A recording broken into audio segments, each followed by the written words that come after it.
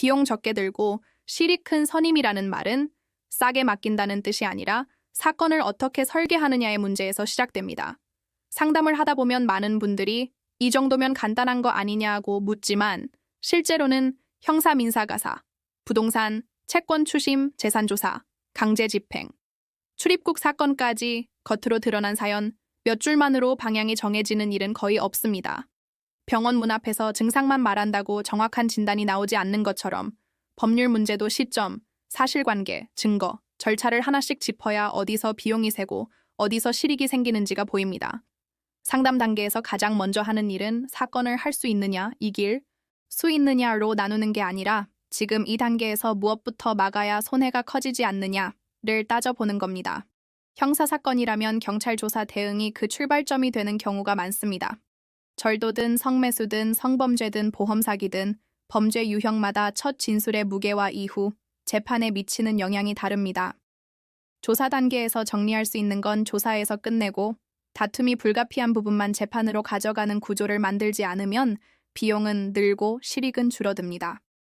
이 과정에서 성공보수를 전제로 결과만 바라보는 게 아니라 사건 자체에 집중해 어디까지 책임지고 갈 것인지가 처음부터 정해져야 합니다. 민사사건은 더 노골적입니다. 판결을 받아도 집행이 안 되면 종이 한 장 남는 경우가 허다합니다. 그래서 채권 추심, 재산조사, 손해배상, 강제집행까지 한 흐름으로 보지 않으면 소송 자체가 의미 없어질 수 있습니다.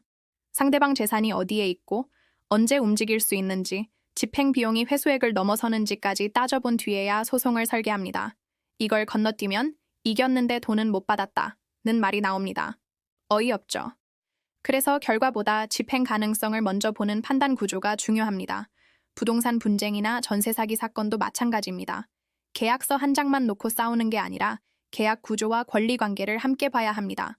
공인중개사 자격을 바탕으로 실제 거래 현장에서 어떤 부분이 흔들렸는지, 보증금 회수가 가능한 경로가 있는지를 같이 검토해 왔습니다.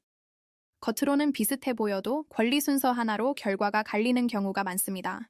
상식적으로 납득이 어렵게 느껴질 수 있지만 구조를 알면 대응 순서가 달라집니다. 가사 사건에서는 감정이 앞서기 쉽습니다. 이혼, 재산 분할, 양육권, 성년 후견 같은 사안은 한 번의 결정으로 끝나지 않고 이후 분쟁으로 이어지는 경우가 많습니다. 그래서 순간적인 분노에 맞추기보다 몇 년 뒤 다시 문제될 지점을 미리 정리하는 쪽으로 사건을 봅니다. 당장은 답답하게 느껴질 수 있지만 장기적으로 비용과 감정 소모를 줄이는 길이 되는 경우가 적지 않습니다. 출입국 비자, 행정 절차, 경찰 조사가 얽힌 사건은 더 복잡합니다. 형사, 민사, 행정을 따로 떼어보면 해결이 안 됩니다. 하나의 사건 흐름으로 보고 상담부터 조사, 소송, 집행까지 누가 어디까지 책임지는지가 분명해야 합니다. 중간에 사람이 바뀌면 설명 비용과 시행착오가 쌓이기 마련입니다.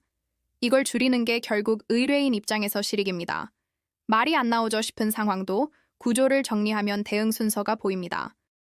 2009년 사법연수원 입소 이후 실무를 쌓고 2014년 개소 이후 금액이나 사건 처리로 분쟁 없이 이어져 온 이유도 여기에 있습니다. 과장된 약속보다 현실적인 설명, 그리고 모든 사건을 내일 바로 진행한다는 기준으로 준비해 온 디테일이 결국 비용을 줄이고 결과를 남겼습니다. 급하게 보이는 사건일수록 준비는 더 차분해야 합니다. 결국 비용 적게 들고 실이 큰 선임이란 싸게 맡기는 선택이 아니라 구조를 제대로 보는 선택입니다. 형사, 민사, 가사, 부동산, 행정 전반을 이런 기준으로 다루는 곳이 법률사무소 아신이라는 정도로 이해하시면 충분합니다. 변호사 상담이 필요하다면 별도의 설명보다는 본 영상의 설명글을 참고해 주시고 구독과 좋아요는 보다 꼼꼼한 법률 상담에 도움이 됩니다.